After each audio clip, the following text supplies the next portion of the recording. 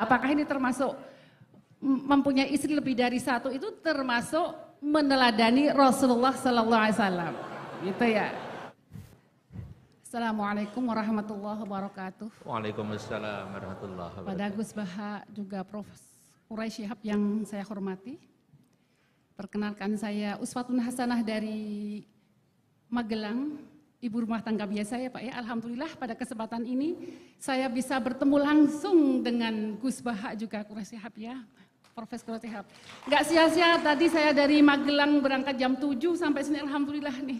Syukur alhamdulillah saya bisa ada kesempatan tuh bertanya langsung ya. Langsung aja pertanyaan dua mau ketemu ya. Pertanyaan yang pertama dalam Al-Qur'an itu ada kata-kata, ada ayat la yamassuhu illal mutahharun. La mutahharun di sini ada yang mengatakan suci tidak hanya hadas besar aja, misalnya pegang Al-Qur'an. Loh, wis ngentot kok maca Qur'an, saya tegur gitu. Sing mesti ke suci atine, ora popo. Katanya gini lah. Ini apakah ini termasuk meneladani Rasulullah? Nah, ini pertanyaan saya. Ini yang pertama, apakah suci di sini harus hadas besar, hadas kecil, atau cukup hadas kecil aja gitu? Terus yang kedua, maaf ini ya, kebanyakan kan para kiai atau yang lain itu kan istrinya lebih dari satu.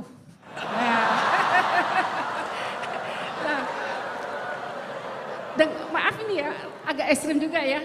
Dengan alasan itba Rasul lebih dari satu katanya gitu. Lah, apakah ini termasuk mempunyai istri lebih dari satu itu termasuk meneladani Rasulullah Sallallahu Alaihi Wasallam, gitu ya. Saya kira cukup sekian. Assalamualaikum warahmatullahi wabarakatuh. Waalaikumsalam warahmatullahi wabarakatuh. Kami catat Ibu. Selanjutnya kita mohonkan yang tiga, nggak apa-apa tapi pendek-pendek ya. Silakan ya. Bismillahirrahmanirrahim. Assalamualaikum warahmatullahi wabarakatuh. Waalaikumsalam warahmatullahi wabarakatuh. Perkenalkan saya Dewi, istri dari Bapak Thoriqul Huda dari Fakultas MIPA. Begini, Al-Quran agar tidak datar, itu kan katanya Al-Quran bisa menjadi asyifa, petunjuk, solusi dari semua persoalan hidup kita. Itu caranya bagaimana? Karena kebetulan saya memang dari sama seperti Gus yang di Solo tadi, orang biasa bukan dari pondok. Dulu saya pernah punya persoalan kesehatan, saraf kejepit, kemudian saya membuka Al-Quran dengan acak, sebelumnya saya sholat taubat, kemudian saya buka ketemu surat Asy-Syu'ara ayat 19, yang artinya ketika kamu marah segera memberi maaf. Dan waktu itu saya bingung, orang saya minta asyifa kok jawabannya seperti itu gitu. Ini implementasinya bagaimana, tapi saya hanya menzikirkan ayat yang saya dapat itu sampai kurang lebih 2 minggu Allah memberikan saya petunjuk, saya diberikan persoalan anak, persoalan suami. Ini loh ketika kamu marah, kamu harus segera memberi maaf. Dan ketika saya kurang lebih 2 bulan memperbaiki diri, saya tidak pernah marah. Alhamdulillah Allah ridho, saya sembuh dari saraf kejepit. Dan terus saya keterusan saya keterusan membuka Al-Quran ketika saya punya persoalan apapun. Bahkan ketika saya ada persoalan dengan suami, saya membuka Quran secara acak, kemudian saya menemukan surat Al-Hajj ayat 19. Inilah 2 golongan mukmin dan kafir yang bertengkar.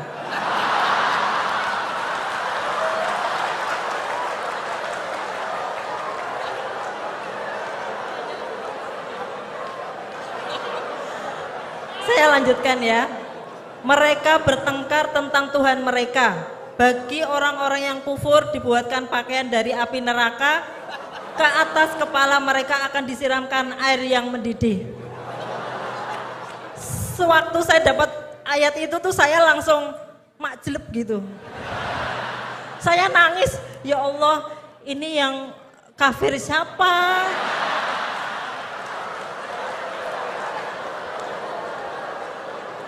tapi di situ saya pokoknya, oh semuanya saya yang salah. Saya yang harus memperbaiki diri. Nah kebetulan kurang lebih 1 minggu suami itu sering lihat YouTube Gus Baha. Alhamdulillah tiba-tiba cerita, Bun, saya dengar Gus Baha tuh intinya ada begini. Jadi saya, loh itu sama seperti ilmu yang saya dapatkan. Cuman beda orang, ternyata kita mendapatkan ilmu tapi beda-beda gitu. Nah ternyata saya merasakan bahwa Al-Quran itu bisa menjadi asyifa, bisa menjadi petunjuk persoalan saya. Nah apakah, pertanyaan saya itu apakah cara ini betul, benar? Kalau untuk orang awam di sini, kalau kayak Prof. Kurai sama Gus Baha kan ahlinya gitu, ahli tafsir gitu kan, mudah gitu menghadapi persoalan. Kalau orang awam seperti kita, bagaimana biar kita itu hidup tetap tenang ketika menghadapi persoalan, bahagia menghadapi persoalan. Mungkin begitu saja, terima kasih. Wassalamualaikum warahmatullahi wabarakatuh. Assalamualaikum warahmatullahi wabarakatuh. Baik, terima kasih Bu Dewi. Sekalian satu lagi Ibu yang pakai jilbab hitam ya. Ya.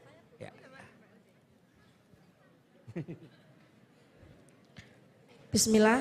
Assalamualaikum warahmatullahi wabarakatuh.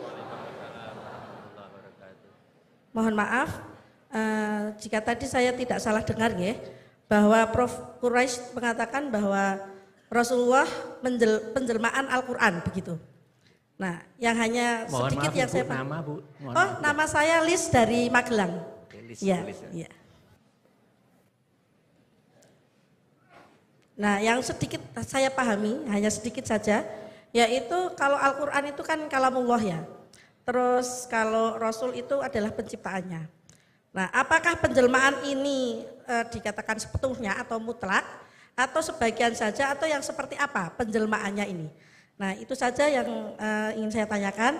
Mohon maaf sebelumnya. Jazakumullah khairan katsiran. Assalamualaikum warahmatullahi wabarakatuh. Waalaikumsalam warahmatullahi wabarakatuh. Terima kasih Ibu untuk pertanyaannya. Saya ulang Gus Baha dan Prof. Quraisy. Yang pertama Ibu tadi dari Magelang menanyakan terkait dengan ayat la yamassuhul Quran illal mutahharun. Kemudian yang kedua dengan argumen ittiba Rasul istrinya lebih dari satu. Itu gimana Gus tadi? Itu yang kedua. Apa ittiba Rasul itu seperti apa? Kira seperti itu. Kemudian yang dari Bu Dewi tadi terkait dengan apakah tafsir Al-Quran sebagai asyifa itu seperti apa? Kira-kira gitu.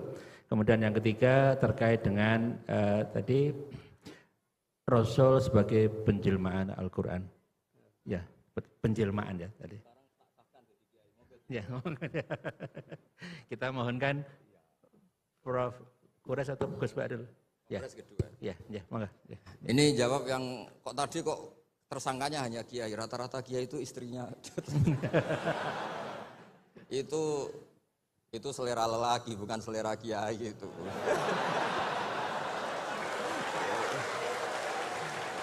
Karena itu di Arab itu banyak yang enggak kiai, istrinya juga. Begini ya, jadi tadi seperti yang dikatakan, ini agak serius, tapi ini bisa menjawab semuanya. Agak saja, bukan serius banget, tapi agak serius, tapi bisa menjawab semuanya. Begini, ini saya hafalkan bukan berarti saya pinter, enggak. Memang ini konstitusi keilmuan, jadi saya hafalkan. Dalam kitab Said Muhammad, termasuk ulama modern yang barusan wafat, beliau kenal sekali sama Said Muhammad bin Alawi. Dalam kitab Manhajus Salaf fi Fahmin Nusus. Nanti ini kelihatan semua bisa menjawab.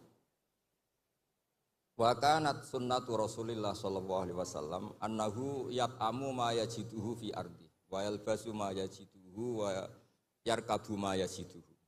Terus di situ disimpulkan famanis ta'mala syai'an ya, atau famanis ta'mala ma yajiduhu fi ardi fahuwa al-muttabi' li sunnah. Kama annahu hajjal baita min madinati nafsi faman hajjal baita min madinati nafsi fahuwa al-muttabi' li sunnah. Begini, nanti ini menjadi konstruksi utuh ilmu tafsir. Nanti setelah ngaji ini Pak Rektor sah jadi kiai, karena ini sudah cukup lah untuk jadi kiai. Syaratnya jangan jejer saya. Nyari ibu-ibu atau mak-mak yang jadi korban latihannya, tapi jangan saya. Begini misalnya tasaddaqa Rasulullah bidinarin. Nabi tentu zaman itu adanya dinar, enggak ada rupiah, enggak ada dolar. Itu zaman itu Imam Syafi'i langsung digenti, disamanin pakai alat tukar. Sehingga ketika kita sedekah pakai rupiah, itu juga niru Nabi ketika beliau pakai dinar atau dirham. Karena sama-sama ini alat apa? Tukar. Tasaddaqa Rasulullah biso'in min tamrin, tasaddaqa Rasulullah biso'in min aqid. Nabi sedekah pakai kurma. Sudah kita ganti saja pakai makanan pokok sehingga kita sedekah pakai apa? Beras. Sebab itu kata Imam Syafi'i, yang wajib dizakati apa? Ya kuti ahlil balad. Bukan niru nas yang zaman Nabi. Nabi zaman Nabi ya yang disebut ya makanan-makanan Arab. Tapi semua ulama sepakat beras itu harus zakat. Karena ini kuti ahlil balad. Padahal Nabi gak pernah menzakati apa? Beras. Nabi karena posisi di Madinah, mikotnya dari Dzul Khulaifah yang sekarang disebut Bir Ali itu. Tapi orang Mekah meskipun ikut Nabi, mikotnya misalnya kamu sedang di Mekah, ya mikotnya ke Tanim atau ke Jirona, atau orang Mekah sendiri nafsu Makkah di bab haji. Intinya itu tidak karena memaksakan ikut Nabi, terus orang Mekah mikotnya dari mana? Bir Ali. Jadi hal-hal seperti ini itu di ranah ilmu tafsir sudah lazim. Nah begitu juga tentang poligami, saya sering cerita, kalau kamu tidak berani poligami, jangan lalu nggak tahu logika poligami. Saya termasuk umat yang saya yakin husnudzon dicintai Rasulullah SAW. Karena saya itu sinau lama, bukan ingin jadi rektor, bukan, memang sinau untuk sinau. Juga nggak ingin jadi ketua MUI, ya enggak, mau sinau untuk sinau. Saya itu kalau di rumah niru Pak Kures bikin teh sendiri, bikin kopi sendiri, karena saya ingin nggak terlalu dihormati. Saya itu kesini tadi ya sama anak saya, pokoknya saya seneng hidup kayak umumnya orang. Begini, kalau Anda tidak berani poligami atau suka poligami, Nabi itu oke sebagai percontohan, tapi sadarlah kamu itu tidak Nabi. Begini, saya sering bilang begini, Nabi itu orang baik. Berarti kalau punya istri satu, membentuk orang menjadi baik. Kalau membentuk orang baik satu baik, bentuk dua ya lebih baik, bentuk tiga lebih baik. Kebalikannya kita, atau kamu lah kalau bahasa kasarnya itu. Satu istri saja kamu bentuk dari baik menjadi tidak baik. Lah kalau dua malah kayak apa? Kalau tiga malah kayak gitu aja. Jadi fikihnya kadang-kadang orang baik itu nggak bisa ditiru karena tadi nolong orang baik satu baik, nolong dua lebih baik, nolong tiga. Tentu Nabi hubungannya dengan istrinya posisi yang membentuk, yang nolong, yang menjadikan solihah, yang menjadikan lebih baik. Tapi Pak ini apa ada jaminan seperti itu? Tapi ya jangan bilang, kalau gitu gak usah poligami, jangan. Wajah-wajah gini kan riskan yang lebih buruk misalnya. Ya sudah begitu saja. Ya, jadi menurut saya itu makanya ini pentingnya fikih. Ada illatul hukmi. Ada logika apa? Jadi makanya ketika saya bilang orang yang suka humanisme, jangan terus anti perang. Meskipun kita nggak suka perang, suka damai. Saya Pak Kures suka damai, tapi jangan anti perang. Karena apa? Andai kan zaman kita dijajah kolonial Belanda, Jepang, terus kemudian kita bilang perang itu haram. Terus sama Londo, monggo, derekaken. Ketemu Jepang, monggo, kan ini lucu. Artinya gini, cerita-cerita perang Nabi toh secara akademik ada konteksnya, yaitu mempertahankan apa? Tapi jangan karena Nabi pernah perang, pokoknya yang benar itu perang, damai itu tidak ada hadisnya. Yang nggak ada itu bacaan kamu, bukan hadisnya. Ya jadi kira-kira gitu. Jadi lah yang wilayah Mas Wilal Muthaharun tadi saya sudah mandatkan ke rektor, itu wilayah sensitif. Ada yang bilang ini urusan NU dan MZU kata Pak Rektor. Ya lagi-lagi itu urusan tafsir ya. Wilayah Mas Wilal Muthaharun itu tidak boleh megang mushaf kecuali yang suci. Nah tentu konsensus banyak ulama suci itu ya bisa suci dari hadas besar, hadas kecil, bahkan suci dari hati-hati yang kotor. Tapi ada yang bilang sekedar Islam itu sudah bukti suci. Itu wilayah-wilayah tafsir, tapi tetap saja tafsir ini tidak menggantikan teks yang ada di Al-Quran. Misalnya begini, saya sudah nggak punya hadas besar, nggak punya hadas kecil. Tapi terus saya megang Quran, pas saya sedang marah sama Anda. Mungkin Allah juga nggak suka. Karena saya baca, Qul a'udzu birabbil falaq min syarri ma khalaq. Ingatnya kamu, min syarri ma khalaq itu kan. Saya berlindung dari Allah, dari makhluk-makhluk terjelek, karena sedang marah. Makanya kalau sedang marah sama istri, jangan baca surat itu. Pasti min syarri ma khalaq, oh yang di rumah itu gitu. Sebab itu ngendikane Nabi ini Pak Kures pasti hafal hadis itu. Iqra'ul Qur'an ma'talafat qulubukum. Kamu baca Quran ketika hati kamu itu stabil. Karena kalau tidak stabil, aduh wah ya musuh kamu. Min syarri ma khalaq, istri kamu itu kan terus korbannya banyak. Pokoknya kalau sedang tidak baik-baik saja tidak usah baca Quran dulu. Waras dulu baru baca Quran. Ya kira-kira gitu, nanti yang edisi yang lebih waras Pak Pres yang ngendikan ini. Monggo. Ya itu Asyifa ini. Jadi yang pertama terkait dengan la yamassuhu illal mutahharun, kemudian yang kedua ittiba Rasul tadi sudah dijawab oleh Gus Ba, terus Quran sebagai asyifa, kemudian yang selanjutnya terkait dengan Rasul sebagai penjelmaan Al-Quran. Ya. Satu hal dulu yang kita perlu sadari, bahwa Al-Quran itu bisa mengandung banyak penafsiran.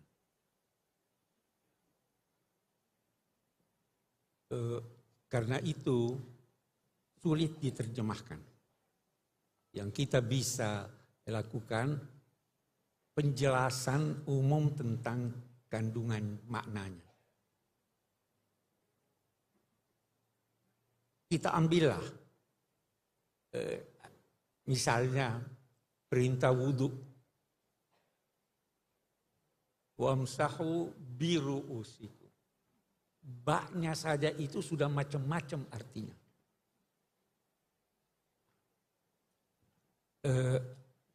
Demikian juga yang lain. La yamassuhu illal mutahharun, banyak pendapat. Boleh jadi apa yang saya anggap benar, Anda anggap tidak benar. Ya kan?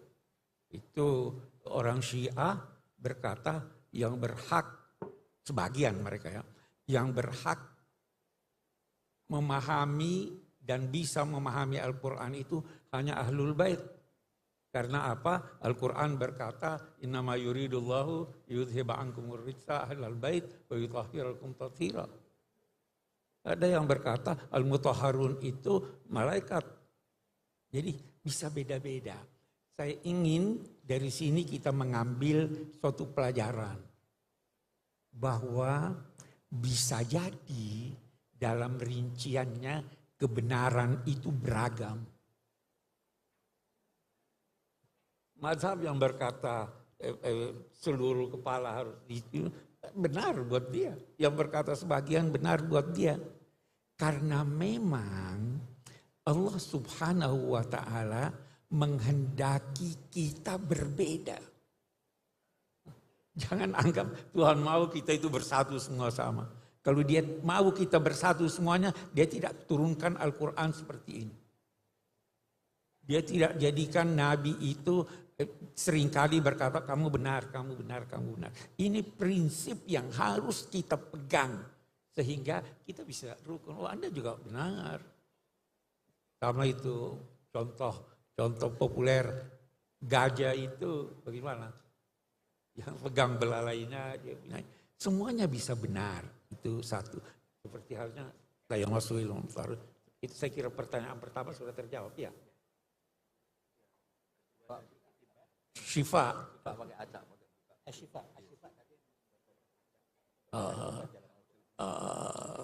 Saya tidak pakai itu. Ada orang mungkin berkesan begitu, tapi itu di Sulawesi Selatan, saya tidak tahu di Jawa. Itu kalau mau cari nama anak, itu buka Quran, kata pertama yang ditemukan itu dia anaknya. Jadi di sana ada namanya Sarik. Karena dia baca Sarik wa Sarikatu, ya toh. Ada yang itu tidak dia namanya dolim. Dolim, ya toh. Itu tidak diajarkan oleh Nabi. Kita disuruh faham Al-Quran, bukan acak buka begini dan sebagainya. Tidak benar itu.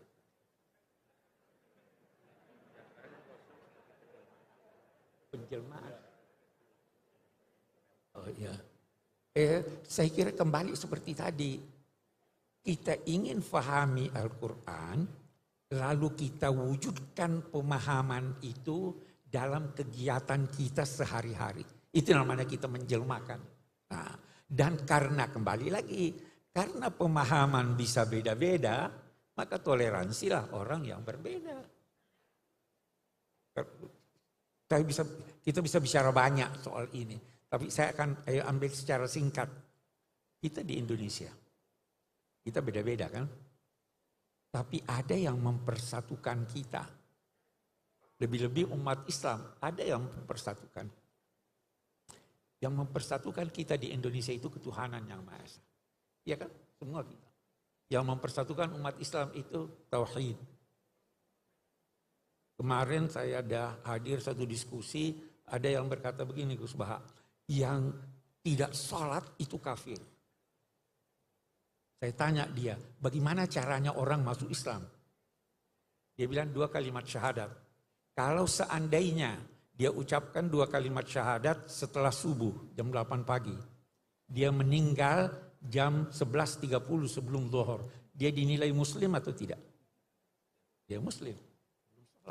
Sholat tidak menjadikan orang kafir, dia menjadikan berdosa besar. Ya kan, itu satu. Yang mempersatukan kita itu ketuhanan yang Maha Esa sebagai bangsa. Penafsirannya bisa beda-beda. Jangankan antara Muslim dan Kristen, antara Muslim aja penafsiran ketuhanan yang Maha Esa itu sudah beda. Nah, bagaimana caranya kita mewujudkan, menjelmakan ini? Mari kita bersangka baik pada Tuhan. Saya beri contoh. Saya mengundang 10 orang ke rumah saya.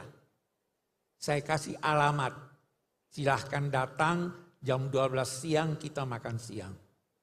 Tibalah 3 orang sebelum jam 12. Welcome, ahlan wa sahlan. Tiba